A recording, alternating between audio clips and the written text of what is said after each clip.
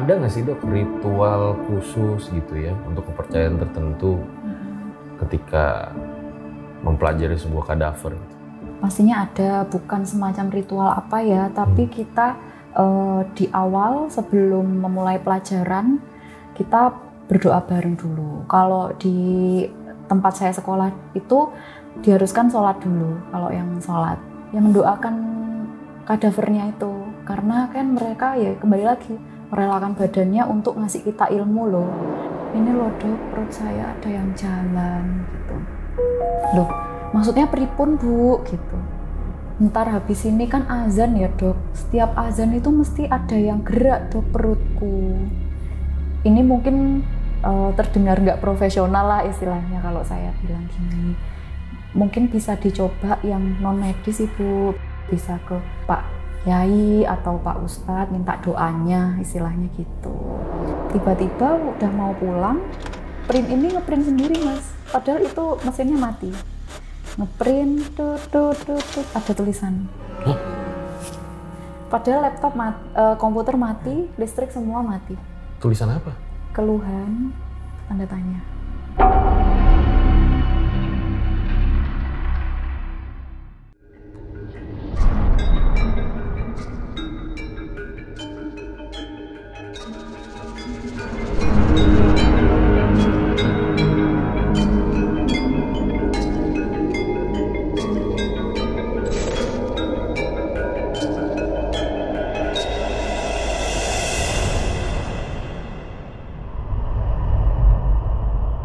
Berbicara tentang rumah sakit ya, nggak jarang kita jumpai banyak kasus kematian di sana. Nah, kalau bicara kematian, ini kan sebuah hal yang masih jadi misteri gitu ya. Bagaimana sih kehidupan setelah kematian gitu. Nah, hari ini kembali kita kedatangan Dokter Isna, di mana dia kan bekerja di rumah sakit gitu. Dan dengan banyaknya kasus kematian di sana, seperti apa sih bekerja di rumah sakit? Halo Bu Dokter. Ya. Datang lagi nih Bu Dokter. Sebelum jadi Bu Dokter kan tentu belajar kadaver dulu ya. Bagaimana tentang mayat yang sudah meninggal gitu. Terus dipelajari bagian tubuhnya segala macam. Apa sih rasanya pas menyentuh kadaver itu pertama kali gitu? Oke, waktu menyentuh kadaver. Nah, tujuannya apa sih Mas untuk kita mempelajari adanya kadaver itu? Sebagai mestinya anak kedokteran kan harus tahu ya ilmu anatominya. Jadi ini namanya apa, ototnya namanya apa.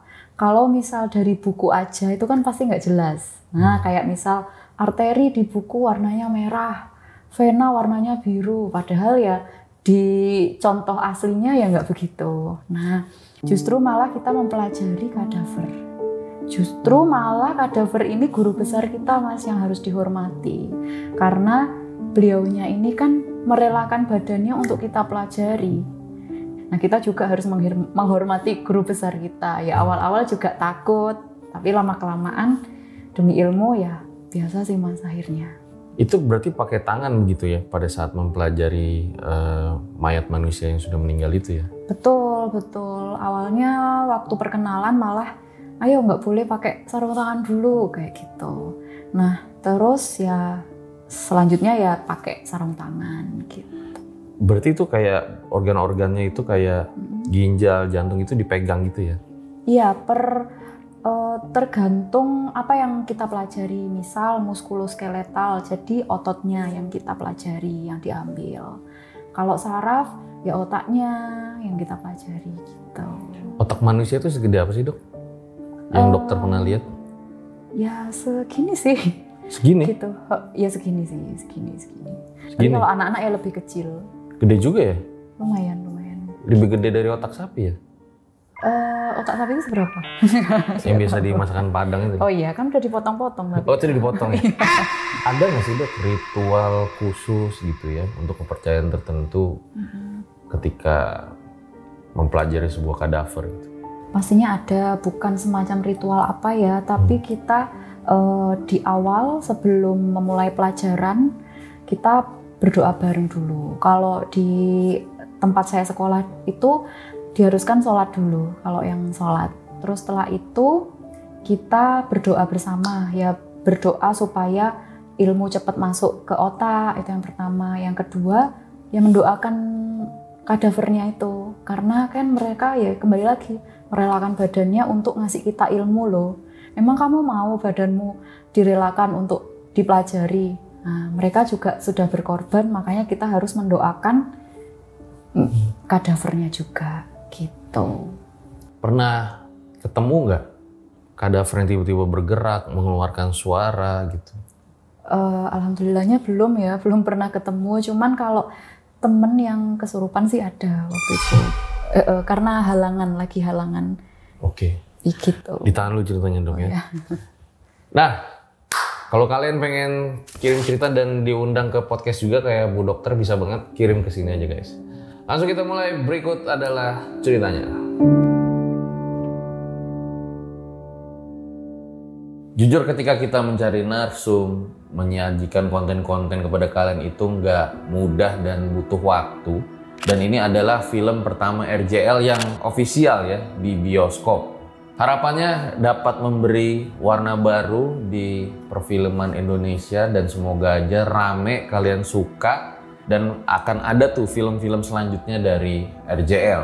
Makanya buat kalian yang belum nonton, langsung aja tonton dan ramaikan setelah nonton di Instagram kalian, di Facebook, di Twitter, di X, di manapun, di TikTok tentang film Pengantin Setan. Ucapkan makasih buat para Lang dan Agile Satset yang sudah mensupport. Ayo kita nonton bareng film Pengantin Setan di bioskop dan selamat menonton video pada kali ini.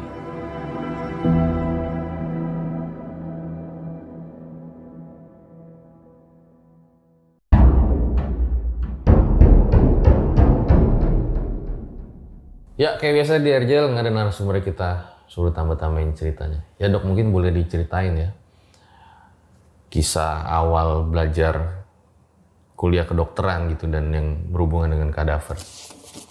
Pasti semua anak-anak kedokteran ya dari maba pasti belajar yang namanya kadaver. Nah, kadaver untuk orang-orang yang awam mungkin nggak tahu. Jadi kadaver itu ya jenazah yang kita pelajari.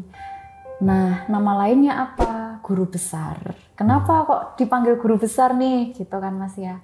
Nah, guru besar itu ibarat beliau yang ngasih kita ilmu. Nah, ngasih kita ilmu dengan apa? Ya mengorbankan badannya. Jadi beliaunya ini istimewa, ibaratnya gitu. Nah, di awal-awal itu part paling sulit yang pernah saya alami. Kenapa? Ya namanya masih awal-awal, kaget bertemu yang seperti itu. Kita harus mempelajari kadaver juga.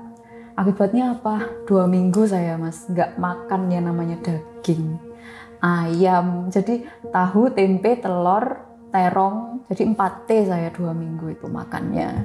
Gitu. Tapi, kenapa Dok? Ya itu karena ya mungkin karena saya aja ya. Perasaan saya itu kayak sama gitu loh Mas. Jadi nggak ketelen kalau makan ayam, kalau makan daging. Emang gitu. mirip gitu ya daging ayam sama manusia yang dokter lihat? Lebih ke kayak tulangnya itu kan kayak kelihatan, terus tekstur dagingnya itu hampir sama gitu loh Mas. Jadi kayak keingetan akhirnya ya udah 2 minggu itu 4T saya makannya itu. Gitu. Yang tadi temennya mengalami kejadian kesurupan itu seperti apa? Ini waktu itu kita kan masih maba. Jadi waktu awal-awal masih ya belajar kadaver itu apa, belum terbiasa dengan kadaver. Itu yang pertama. Yang kedua bisa jadi dalam keadaan mens waktu itu teman saya. Nah kita kan mempelajari kan beberapa orang gerumul, oh ini apa, jadi ada asdosnya yang menjelaskan, nah ini ke belakang kayak gitu. Nah habis itu pingsan, terus ya itu teriak-teriak dia. Terus ditanya, ternyata ya itu lagi mens. Gitu. Mungkin karena ya kecapean juga. Teriak-teriak kayak gimana Dok? Teriak-teriak nggak jelas sih, teriak-teriak sampai dipegangin teman saya banyak gitu, nggak bisa tertalangi, padahal anaknya ya mungil. Akhirnya sembuhnya? sembuhnya ya setelah ditenangin, terus didoa-doain, terus dikasih minuman, dikasih bacaan doa, sama yang penanggung jawab ruang kadavernya itu, terus mulai tenang gitu. Ternyata katanya lagi dapet. Iya betul, faktor itu bisa jadi. Kalau misalnya kayak dimimpiin pada saat itu ya, sama kadaver gitu, pernah apa nggak sih? Kalau dimimpiin ya alhamdulillahnya belum pernah. Cuman kalau dimimpiin almarhum nenek saya itu pernah, Mas. Jadi pada saat saya kuliah, nah itu nenek saya itu meninggal, Mas. Nah, H-1 itu video call saya gitu. Kok kelihatannya sudah mulai pucet ya. Akhirnya saya khawatir, saya pulang. Nah disitulah nenek saya meninggal. Kok pas saya pulang gitu loh. Akhirnya ya saya bantu pengurusan jenazahnya beliau ya. Terus waktu dibungkus sama kain kafan nggak ada parfum, jadi saya belikan parfum di dekat situ, di dekat rumah nenek saya. Itu saya semprotin lapis per lapis itu saya sendiri. Nah habis itu ya sudah saya taruh di situ, nggak saya bawa pulang. Dari hari pertama sampai hari ke-7 saya kan di rumah. Terus hari ke-40 saya ya di tempat kuliah di kosan. Kok kalau orang Jawa kan ada selamatan hari ke-40, ke-100, ke-1000. Di hari ke-40, di hari 1000, hari 100 itu saya dimimpiin sama bau parfumnya beliau yang saya semprotkan itu. Itu setiap waktu selamatan itu. Nah, hilangnya kapan? Akhirnya ya saya bacakan ini ayat kursi, Al-Fatihah sama ini surat Yasin. Baru itu langsung hilang. Nah, itu wallahu alam ya nggak tahu juga. Padahal memang nggak pakai parfum yang dipakai untuk nenek pas meninggal itu? Enggak. Waktu itu saya belikan parfum yang ya di departemen store yang ada ya. Saya kan pakai parfum yang milian itu. Jadi kan berbeda jauh wanginya.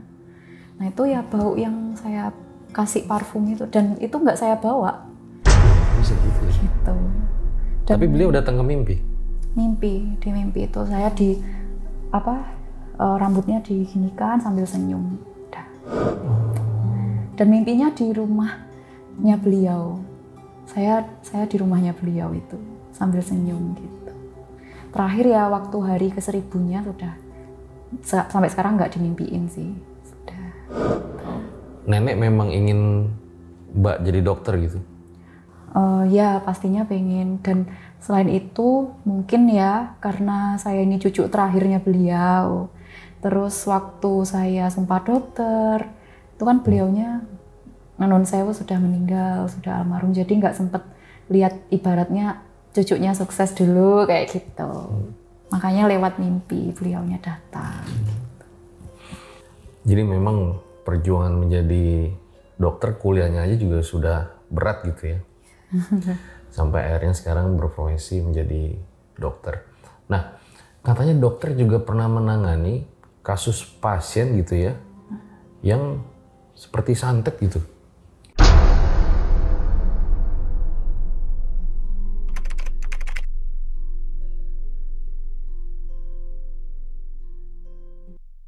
Nah, sebelum dijawab sama Dokter Isna guys, jadi gue pengen cerita kalau dulu nih sebetulnya gue pernah ngobrol sama pocong.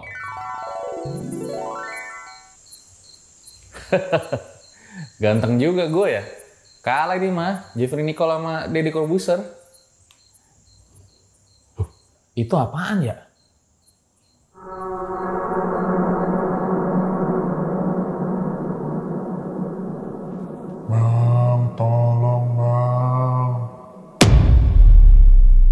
Babi ngepet. Masa udah serem gini dibilang babi ngepet? Tolong aneh bang, semasa hidup aneh dibully mulu, dijauhin cewek, dibilang jelek. Sadis bang hidup aneh. Ini pocong atau gimana ya? Bener pocong? Tapi kok ngenes amat ya? Tolong aneh bang, hidup aneh udah ngenes banget. dibilang bibirnya hitam, pecah-pecah, gelap lagi.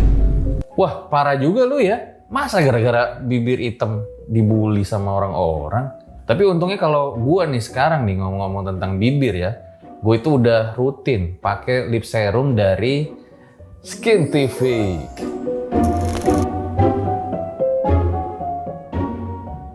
Nah, caranya tuh gampang banget. Tinggal pencet gini doang, nanti lip serumnya bakal keluar. Habis gitu lo pakai dah ke bibir sampai merata.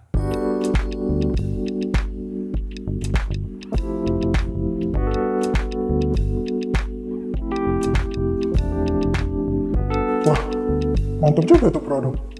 Ini aplikatornya Metal Curve. Jadi kalau lu pakai gitu, ada kayak sensasi-sensasi dingin dan juga nyaman.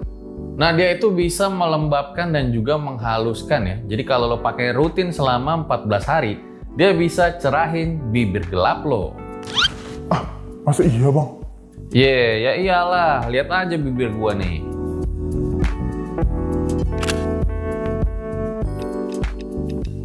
Nah, lip serum Skintific ini diformulasiin untuk semua jenis bibir, terutama bibir gelap, two-tone, dan juga bibir kering. Mending lu beli sekarang nih buat yang suka nggak pede kalau bibirnya hitam, pecah-pecah, mumpung harganya lagi 100 ribuan.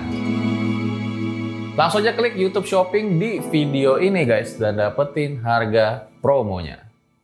Aduh, aneh bagi aja dong bang. Kerja dong lu, minta gratisan lu masa hidup. Gimana mau kerja bang? Aneh udah mati. Tolong bang, pencetin keranjang kuningnya bang. Aneh nggak bisa pencet. Ubur-ubur ikan lele. Sorry ya. Sorry Le.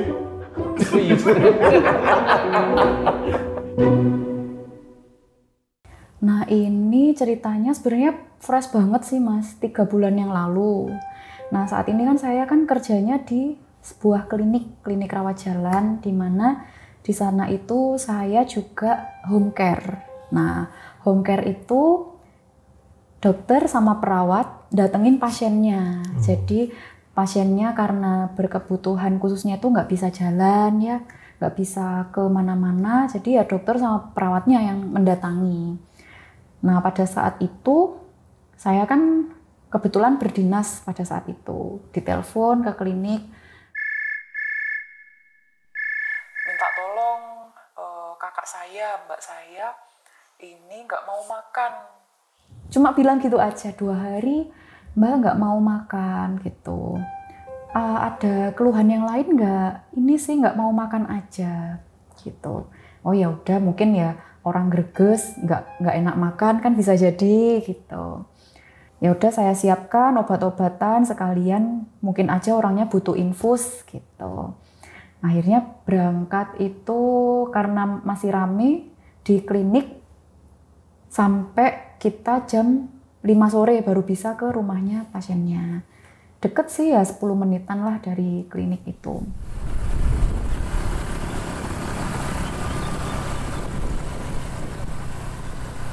Saya digonceng sama mbak perawat. Terus kok saya dilihat apa ya, kayak ngelihat rumahnya beliaunya itu kok kayak istilahnya kalau orang Jawa kok singup gitu ya. Kok nggak enak, kretek hati itu kok nggak enak, kok singup banget. Biasanya kan kalau saya home care saya dulu yang masuk. Nah ini saya suruh perawat saya dulu, mbak masuk dulu deh aku gitu. Terus disambutlah sama adiknya perempuan juga. Permisi, yang sakit yang mana? Gitu. Oh ini mbak saya di belakang, di kamar belakang. Wah saya di situ ngelihat pasiennya itu mas, kaget. Kenapa? Loh, itu bukan karena nggak mau makan 2 hari, itu kayaknya lebih. Jadi nun sewu nggih, keadaannya itu ibunya itu kurus banget, kurus. Ini benar-benar tulang sama kulit semua. Ini pucet sampai mata itu jenong juga. Kan kelihatan ya kalau orang kurus. Terus perutnya itu besar mas. Ini kaki ini udah nggak bisa jalan, jadi pakai nun sewu pakai pampers. Ya saya kaget loh. Ya agak marah ya ke keluarganya loh. Mbak, ini tuh bukan kasusnya klinik gitu, ini rumah sakit, ini harus ke UGD gitu. Dan kondisi itu pasiennya udah lemes gini. Gitu aja Mas.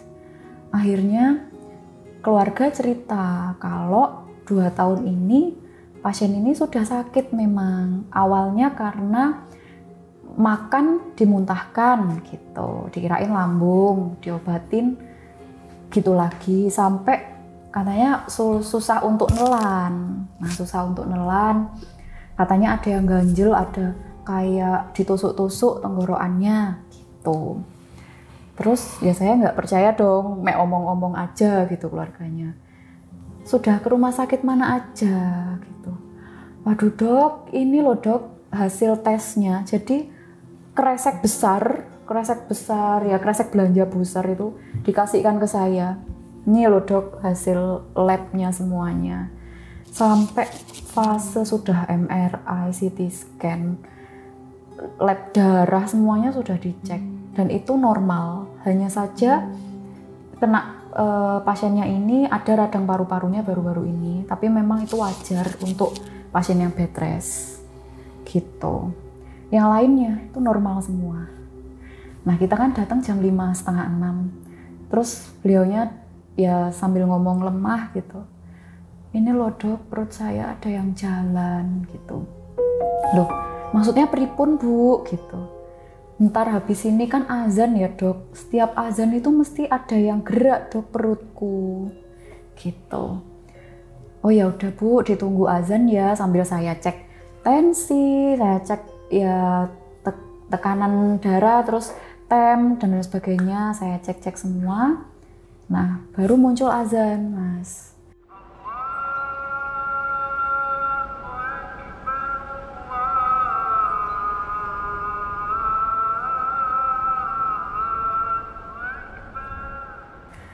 Waktu muncul azan, dibantu dibuka perutnya, jadi itu kayak kotak persegi panjang, itu jalan mas. Jadi jalannya itu datar net gini, terus ke bawah, terus ke kanan, kayak gitu mas. Dan itu pelan, jalannya itu pelan. Kalau misal itu usus, kan bulat panjang, itu kotak, benar-benar kotak segini kalau nggak salah, sebesar kayak penghapus ini papan tulis segitu. Dan jalannya itu ya waktu azan itu sampai selesai azan hilang. Jadi muncul gini, terus selesai azan dia tenggelam. Dah. Nah saya cek dong waktu azan itu, saya stetoskop. Kalau misal bising, kalau itu memang usus kan di stetoskop, oh ada bising ususnya. Nah ini nggak ada. Dan waktu saya pegang itu kaget saya, kok nyetrum gitu. Astagfirullah, kan ya saya ya kaget juga. Tapi ya sebenarnya panik kok. Oh ini kok nyetrum, dan itu keras, benar-benar kayak kayu. Kotaan itu yang saya pegang itu kayak kayu. Jadi kalau usus itu kan lembut, empuk ya, itu keras. Dan itu jalan, dan itu ibunya mesti kalau azan kesakitannya tuh benar-benar teriak kesakitan dalam keadaan lemah itu. Jadi si kotak itu jalan di perut? Ya betul. Jalannya gimana dok? Ah ini loh dok, ini loh dok, jalan dok, aduh terus teriak itu. Jalannya datar nih, jadi mengikuti kayak kotak gini, lurus, terus ke bawah, terus nyerong ke atas gitu, jadi nggak bulat gini-gini tuh enggak. Dan itu kayak kayu? Iya kotak gitu. Kalau dipegang mirip, kerasnya kayak kayu gini gitu? Iya betul gitu. Dan ya sudah ya, saya kasih obat yang bisa saya bantu, karena memang kan klinik kan obat-obatan juga terbatas gitu kan mas. Ya saya sarankan ya kalau ya ke rumah sakit memang, tapi dari keluarga ya sudah 2 tahun ini diikhtiarkan. Terus akhirnya setelah saya obatin, saya keluar ngomong sama keluarganya, Bu, ini mungkin terdengar nggak profesional lah istilahnya kalau saya bilang gini, mungkin bisa dicoba yang non medis Ibu, bisa ke Pak Kiai atau Pak Ustadz minta doanya, istilahnya gitu. Karena memang kan dari tes semuanya normal. Ya nggak apa-apa, ikhtiar, namanya orang ikhtiar ya medis ya, ke non medis juga. Kita juga sebagai dokter ilmunya juga kan pasti ada batasnya kayak gitu. Nah semenjak itu akhirnya ya mungkin dari keluarga ya ikhtiar ya ke Pak Kiai, ke Pak Ustadz. Terus seminggu kemudian karena perawat saya itu tetangganya pasien ini, ya dikasih tahu kalau ibunya meninggal. Tapi memang pas Bu Dokter masuk ke rumah yang dirasain apa gitu? Selain kayak tadi nggak nyaman di rumahnya gitu. Ini kayak singup gitu loh Mas. Singup kayak tuh apa gelap. ya? Pengep?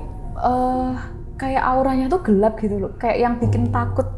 Padahal ya saya home care ya udah kayak masuk-masuk seperti biasa. Kok itu ada kayak keraguan ya, kayak masuk kok kayak Rumahnya di komplek apa kiri kanannya masih kebon apa gimana? kompleks sih Mas sebenarnya. Bahkan di terasnya itu mungkin adiknya ya jualan gitu. Cuma kok singup banget. Mungkin kalau orang Jawa tahu ya singup itu apa. Kayak ya singup kayak bukan rumah gitu. Dan pas dokter periksa nggak ditemuin penyakitnya apa gimana? Kalau saya cek semua, bahkan tensinya pun itu normal kalau saya tensi. Terus saya cek semua ya pucet memang karena kan nggak ada asupan makanan. Akhirnya saya KIE atau beritahukan ke keluarganya untuk dikasih ini NGT, jadi dimasukkan selang makan karena memang nggak mau makan gitu. Akhirnya ya namanya orang ikhtiar ya, dipasangkan selang makan, terus ya itu seminggu nggak ada akhirnya ibunya. Yang anehnya kok waktu timbulnya itu waktu azan, setiap azan itu timbul dan ibunya kesakitan gitu loh Mas. Setiap azan itu ya? Setiap azan. Dan setelah azan, yang kotak itu tenggelam langsung hilang, seluk gitu. Ya wallahu alam, nggak ada yang tahu juga itu apa. Karena dulu saya juga pernah ngangkat wawancara dokter yang menemukan ada ratusan paku di tubuh pasiennya gitu. Mungkin dokter pernah dengar juga ya kasus itu ya. Nah buat teman-teman kalau mau nonton videonya bisa di sini nih. Pernah nemuin lagi nggak sih dok kasus-kasus yang dokter tuh kayak bingung kok gini gitu loh? Yang kasus-kasus sederhana sih Mas, kayak misal waktu jaga malam, saya sama teman saya itu ini dimainin di lift. Jadi lift rumah sakitnya itu kan itu jam 12 malam, kita muterin rumah sakit ya, lihat keadaannya pasien juga gitu. Lantai 5 itu kan kantor yang benar-benar gelap. Kita itu dari lantai 2 mau ke lantai 4. Nah itu ada yang mencet Mas di lantai 5 itu. Jadi kita naik loh, lantai 5. Kan ada ya yang mencet lantai 5, jadi kita berhenti dulu di lantai 5 baru ke lantai 4. Nah itu. Sampai sekarang juga nggak ada yang tahu. Jadi kebuka, itu ya gelap. Wong kantor selesai jam 4 sore gitu. Dan itu jam 12 malam. Kita juga nggak tahu siapa. Emang lantai 5 itu atau rumah sakitnya itu tadi bekas apa sih gitu? Rumah sakit baru Mas. Sebelum rumah sakit? Nah, kalau sebelum rumah sakit ini ya katanya itu sawah. Bukan yang gedung-gedung lama, tapi memang rumah sakit ini jadinya itu lama. Jadi sempet jadi gedung terbengkalai dulu. Kabarnya seperti itu. Kan pasti sering ada berita-berita burung lah, kabar burung gitu. Iya, malah yang saya dapat cerita itu di perawat poli rawat jalan. Ini, jadi beliaunya itu kan mau pulang, komputer, AC, print semua itu dimatikan. Tiba-tiba udah mau pulang, print ini ngeprint sendiri Mas, padahal itu mesinnya mati. Ngeprint, ada tulisan. Hah? Padahal laptop komputer mati, listrik semua mati. Tulisan apa? Keluhan, tanda tanya. Keluhan? Iya, keluhan, tanda tanya gini. Maksudnya apa ya? Nggak tahu. Nggak tahu sampai sekarang. Itu cerita dari ini, perawat poli. Saya diceritain itu. Akhirnya beliaunya ya takut juga. Ini buat teman-teman yang baru nonton part 2 bisa nonton part 1-nya dulu ya, karena dokter udah banyak cerita tentang lantai 5 ini di part 1-nya ya. Ada yang pernah lihat sosok nggak dok cerita-cerita gitu selain dokter di rumah sakit itu? Kalau ini sih kebanyakan kayak pintu terbuka sendiri itu sering. Di lantai 5? Enggak, ya di lantai-lantai rumah sakit yang lain itu pernah. Itu sih yang kebanyakan. Terus kayak suara-suara. Gimana, Mas? Jadi pintu, kalau pintu rumah sakit kan kayak modelnya kayak pintu Alfamaret ya. Itu kan berat ya. Iya. Nah itu kebuka grek gitu sendiri. Itu mungkin ya hantunya monggo gitu dibukakan pintunya kayak gitu. Sebelum kita ke cerita horor Bu Dokter lagi ya, kayaknya masih menyimpan banyak misteri gitu. Makanya tonton sampai habis. Katanya justru sekarang banyak pasien LGBT. Banyak mas, banyak sekali. Nah itu kan saya pernah jaga VCT. Nah ya itu semakin banyak sekarang mas. Malah justru ini dulu waktu pasien saya koas datang sama ibunya. Anak ini cowok mas, masih bocil gitu ya, usia 15 tahun gitu. Datang pakai sarung. Nah jalannya kok aneh gitu, kayak orang sembelit 1 minggu lah. Ternyata waktu dicek ini nun sewu ya, duburnya tuh banyak kutil kelaminnya tuh sampai kayak brokoli mas. Nah itu namanya kondiloma. Ya kita kaget semua, wong anak ini masih 15 tahun ya kan. Terus ditanya sama dokternya, kamu udah pernah gituan apa belum gitu. Awalnya nggak ngaku, nggak mungkin gitu. Akhirnya ngaku. Katanya awalnya maaf ya, sama laki-lakinya itu ditusuk dari duburnya. Nah, dan itu ganti-ganti orang. Awalnya nggak ngaku mas kalau dibayar. Ayo dibayar berapa? Akhirnya ngomong kalau 1 orang itu 50.000. Ini bocil? Bocil. Masih anak kecil. Jadi nggak mandang umur, nggak melulu 20 tahun, 30 tahun. Anak sekecil itu ya sudah mengerti hal seperti itu. Ya sangat disayangkan ya, padahal kan kayak sosial media, terus internet kan bisa jadi wadah buat ilmu, tapi ya karena perkembangan zaman dibuat seperti itu. Biasanya kalau kasus LGBT itu ketika seorang udah terkena penyakit, dia menyesal atau tidak gitu dok? Kalau bilangnya ya beliaunya itu nggak terang-terangan sih bicaranya. Pasti ada hal yang disembunyikan. Bahkan anak yang ini tadi kan datang sama ibunya. Ibunya itu suruh di luar ruangan dulu. Padahal secara umur kan dia ini masih di bawah umur ya, harus dibarengin sama ibunya. Nah, si anak ini nggak mau ditemenin sama ibunya, jadi nunggu di luar. Nah, si anak ini ngomong kalau maaf ya, duburnya tuh kayak keluar cairan aja gitu. Waktu dibuka, ya sudah, ya seperti brokoli gitu. Ya kita kaget. Ya di saat itu ya juga baunya kan kurang enak juga. Akhirnya baru ngomong kalau ganti-ganti pasangan. Dan memang karena mungkin tuntutan dia pengen bergaya di usianya, pakai cara yang jalan tol dapat uangnya, ya dari seperti itu. Banyak gitu dok pasien dengan akhirnya nanti didiagnosa itu HIV itu yang ke dokter banyak? Banyak, malah waktu kemarin itu saya pernah nanganin kasus anak SMP. Nah, anak SMP itu biasanya kalau dikasih jajan sama orang tuanya kan ya untuk jajan gitu. Nah kemarin berlima, jadi 3 cewek, 2 cowok dites, anak SMP loh, SMP kelas 2, positif semua. Jadi iya mas, jadi mereka itu nabung uang buat nyewa villa ternyata. Ya villanya ya buat seperti itu. Ya saya dudukkan, kamu tahu dari mana kayak gini, kok wis pinter nyewa villa. Lah kan jadinya masa depannya hancur. Anak SMP sudah positif HIV semua. Jadi maksudnya dia bertukar pasangan semua gitu di villa itu? Bisa jadi ya diajarin orang dewasa, diajari hal yang tidak baik kan kita juga kurang tahu lingkungannya juga kan Mas ya. Gitu. Kalau sudah kena HIV, berarti nggak ada kemungkinan untuk sembuh? Kalau sebenarnya obat ini hanya untuk biar virusnya tidak berkembang. Kalau sembuhnya itu masih dalam pembelajaran ya, mungkin obatnya masih belum ketemu. Ya mungkin nanti bakalan ketemu untuk biar sembuh orang HIV gitu. Ternyata justru sekarang semakin banyak ya yang datang ke dokter dengan kasus HIV dan juga mungkin tadi ya LGBT.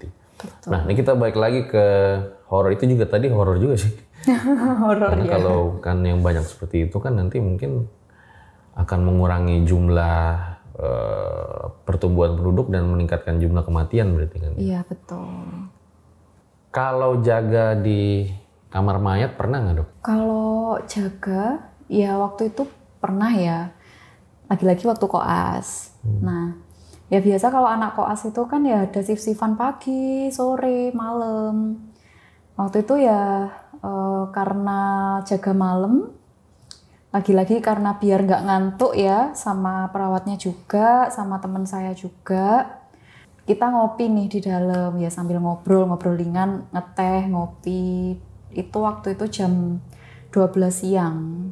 Nah, jadi di dalam kamar jenazah itu ada kayak lemari-lemari gitu, Mas. Lemari-lemari yang isinya memang ya jenazah yang setelah kita periksa. Nah, kita periksa, jadi dimasukkan di situ sampai kapan? Sampai diambil keluarganya. Seperti itu. Baru nanti dimandikan seperti itu. Nah, pada saat itu kita cerita-ceritaan di ruangan jenazah itu kan. Tempat ruangannya itu pintunya double. Jadi ada pintu yang di dalam, ada pintu yang luar. Jadi pintu yang dalam ini ada ruang untuk menerima tamu, ada kayak sofa seperti ini sama ada meja. Luarnya ada pintu lagi. Berarti itu dokter dengan jenazahnya itu satu ruangan? Iya, satu ruangan. Gitu. Lagi ada berapa jenazah saat itu dok? Mungkin ya 1 atau 2 ya. Nggak terlalu banyak kok waktu itu. Nah akhirnya pintunya itu nggak pintu kayak biasa gini loh Mas.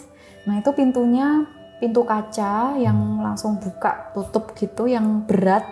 Nah otomatis kalau kena angin pun kan kayak nggak ngefek ya. Pada saat itu setelah kita cerita, tiba-tiba pintu yang di luar itu buka gitu. Nah, kita kaget kan, langsung noleh ke pintu itu. Seret. Ini beberapa orang langsung noleh. Seret. Waktu kita noleh, pintu yang luar itu kan keadaan buka. Pintu yang bagian dalam juga buka gitu. Langsung kita kaget, tambah kaget juga. Lah, dua-duanya pintunya buka. Terus akhirnya ada satu perawat, wes bubar. Mungkin ya hal yang itu marah atau gimana, mungkin kita terlalu rame. Perasaan ya kita ya cerita biasa kok. Enggak yang guyon teriak-teriak itu enggak. Terus akhirnya waktu kita bubar, pintunya nutup Mas. Brep. Itu menutup sendiri. Enggak ada angin, enggak ada apa, bahkan itu keadaan nggak hujan angin, ya udah kayak malam-malam biasa aja gitu. Akhirnya ya udahlah, mungkin ada hal yang bikin buka itu gitu, jadi kita logikakan sendiri pada saat itu, padahal ya nggak bisa dilogika juga. Iya karena pintunya nggak bisa ketiup angin gitu ya, bukan Iya, pintu yang bisa betul. ketiup angin. Bukan pintu tipe-tipe pintu yang otomatis juga. Pernah ada nggak sih dok, saya juga suka penasaran deh, kayak jenazah itu yang pada akhirnya ya tetap di kamar jenazah gitu, nggak diambil keluarganya atau dibawa pulang gitu? Kalau nggak diambil keluarganya sih kayaknya nggak ya. Cuman kalau yang untuk kita pelajarin untuk kadaver itu yang jenazah yang lama nggak diambil keluarganya itu yang nggak jelas identitasnya. Nah itu baru. Itu pun prosedurnya banyak sekali Mas, jadi nggak ujuk-ujuk, nemu jenazah kita ambil yuk, itu nggak bisa. Jadi prosedurnya sangat-sangat banyak sekali untuk ngambil kadaver itu. Jadi harus dicek dulu benar-benar ini nggak ada keluarganya kah, terus benar harus dicek ini nggak ada identitasnya, dan lain sebagainya. Dan itu panjang dan sulit. Pernah nanganin jenazah atau orang yang meninggal nggak ada identitasnya, pernah nanganin? Selama ini alhamdulillahnya belum pernah. Tapi kalau memang kalau untuk yang kadaver prosedurnya seperti itu. Gitu. Terakhir mungkin dok ya, apa yang paling nggak bisa dilupain lah selama jadi dokter? Yang nggak bisa dilupain ya baru-baru ini sih, kan saya jaga di rawat jalan, tiba-tiba pasien saya melahirkan pada saat saya USG. Jadi itu langsung brojol anaknya? Iya betul. Jadi sebenarnya bukan saya, tapi sejawat saya itu lagi praktek. Nah waktu itu beliaunya kedatangan pasien anak ketiga keluhannya sudah mulus-mulus dari pagi. Beliaunya kekeh mau USG dulu, padahal itu di awal dokternya itu sudah ngomong kalau ini nggak bisa Bu, ini harus di IGD, harus segera dilahirkan. Tapi kekeh sama suaminya mau di USG. Waktu di USG, loh kok kepalanya nggak ada gitu. Waktu dibuka ternyata kepala bayinya sudah di luar. Jadinya ya udah satu klinik itu rame, Mbak bidan tolong. Ya udah alat seadanya, bahkan sampai anaknya keluar mukanya itu dibersihin pakai kerudungnya mbaknya sama waslap cuci tangan, sampai saking kagetnya itu. Dan itu benar-benar pasien yang di luar cuman bengong kayak ngelihat itu kenapa kayak gitu. Ada aja. Oh iya, saya tadi lupa ya, katanya juga pernah ada orang masih muda gitu tapi anaknya 6 gitu. Nah itu pasien saya kebetulan, ini juga sama sekali hal yang nggak bisa saya lupain. Jadi bocil ya, masih anak-anak, badannya kurus gitu, anak cewek diantar sama kakak perempuannya. Beliaunya ngomong kalau ini hamil anak pertama gitu. Ya namanya dokter ya nggak bisa dikibulin ya Mas ya. Jadi waktu saya buka mau saya USG kok ada bekas operasi gitu. Mbak ini operasi apa? Jadi anak ini baru ngaku kalau ini kehamilan ke-6. Dan saya lihat di rekam medisnya anak kelahiran 2008. Jadi ini terus anak hidup berapa? 4, keguguran 1. Ya waktu saya cek USG-nya ya anaknya hidup. Nggak mau KB toh Mbak? Enggak, mau anaknya banyak. Terus ini suaminya di mana? Jadi ADR-an sama suaminya. Suaminya kerja bangunan di pulau lain. Dan fun fact-nya lagi, ini suami yang kedua. Jadi suami yang pertama kemana Mbak? Direbut sama Elsie gitu. Wah, complicated ini.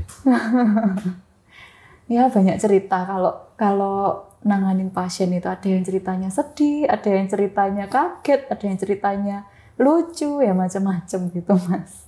Kalau pasien ngejar-ngejar Bu Dokter belum pernah ya? Waduh. Aduh nggak tahu juga ya. Kalau biasanya tuh gini. Dokter saya mau minta WA-nya, mau konsul sendiri gitu. Itu kadang-kadang ada. Biasanya gitu. Iya, biasanya saya serahkan, ini minta telepon klinik aja. Oke deh kalau gitu, makasih Bu Dokter ya udah Sama-sama. datang dan bercerita. Semoga makin menyala tahun 2025 dan makin bisa bermanfaat bagi banyak orang.